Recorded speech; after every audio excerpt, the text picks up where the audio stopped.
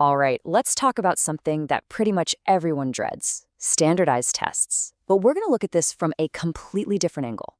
We're going to break down how getting good at these tests isn't about being a genius. It's really about a set of simple, learnable strategies. And it all starts with one question that might sound kind of backward. I know. That goes against everything we've ever been told, right? Take your time, read carefully, don't rush. But what if that's not the whole picture? What if the real key to unlocking a top score is actually about developing a methodical, strategic kind of speed? And let's be super clear here. We are not talking about rushing. Rushing is when you're panicked, it's careless, and it's how you make dumb mistakes. Speed? Well, speed is different. It's about being so efficient, so methodical with how you solve problems that you get to the right answer quickly and with total confidence. So, why are we focusing on this first? Because true speed isn't just about finishing the test on time. Oh no, it's about unlocking a secret weapon that almost nobody else is using. And this is it. This is the secret weapon. The goal isn't just to finish. The goal is to be so fast and so efficient that you complete the entire section, and then, with all that time you have left over, you start from the beginning and you do it all over again. Think about it for a second. Just looking over your work is a terrible way to catch mistakes, right? Your brain just sees what it expects to see. But redoing the problems from scratch, that's a whole different ballgame. You're way less likely to make the exact same mistake twice, and if your two answers don't match, boom, you've just flagged a potential error. That is the real power of speed. Okay, so how do we actually get this fast, especially on those really tricky math sections? Well, it's not about being a math genius. It's about using the test's own design against itself. And a perfect example of this is something called the plug-in method.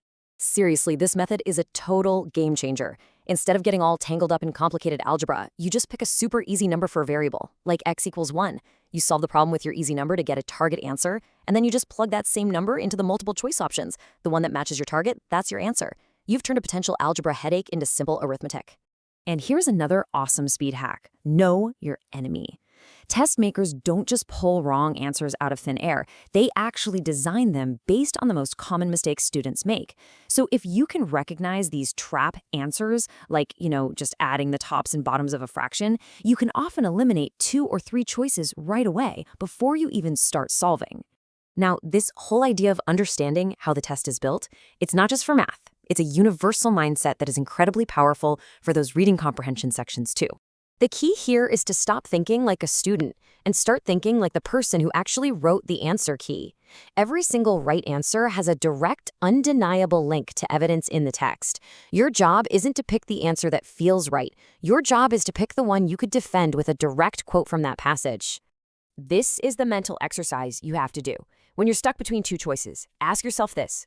If I had to write a 1-sentence explanation for why this answer is 100% correct and the other one is 100% wrong, which one has the stronger, more fact-based case?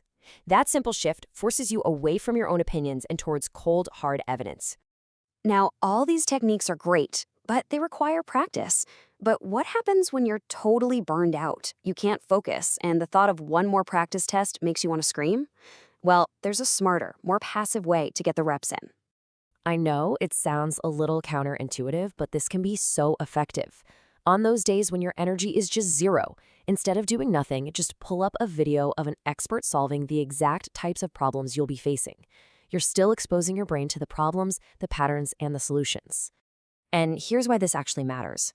On a low-focus day, you might spend an entire hour struggling through maybe 1 or 2 problems and just getting frustrated. In that exact same hour, you could have passively watched an expert solve 45 problems, absorbing their techniques and how they think. It's all about maximizing your exposure to the material, even on your low-energy days. Of course, tricks and hacks are only one part of the equation. They absolutely need to be built on a solid foundation of effective, no-nonsense study habits. So let's just run through some core principles here. First, stop planning to study and just start. Momentum is everything.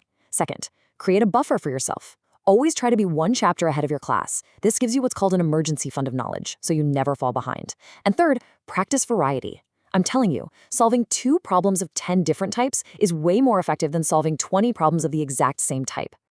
A lot of us think we need a study group to stay on task. But is it really the group that helps, or is it just the fact that someone is watching you? Because if it's the second one, you can totally recreate that effect all on your own. Yeah, you can easily fake this. Go to a library or a coffee shop. That social pressure of people seeing your screen keeps you off YouTube. Study in front of a window where people walking by can see you. Or try this one. Set up your phone to record a time-lapse of your study session. Now you can't use your phone, and just the thought of watching that footage back will keep you focused. Now, when it comes to actually memorizing stuff, passive reading is almost useless. The single most powerful technique is called active recall. This means you stop rereading and you start retrieving. Go through your notes and turn every single key concept into a question. Then later, you force yourself to answer those questions from memory alone. That struggle, that's what builds strong, lasting connections in your brain. And finally, let's just be honest with ourselves for a minute. Making a beautiful study schedule is not studying. Setting a fancy timer is not studying. Only one thing really counts as studying: actively engaging with the material. That means doing problems, practicing active recall, and actually grappling with the concepts. So we've covered speed, we've covered shortcuts, and we've covered smarter ways to study. These aren't just theories, they're concrete things you can do. The only thing left is to actually apply them. So, what's the one problem you're going to solve today?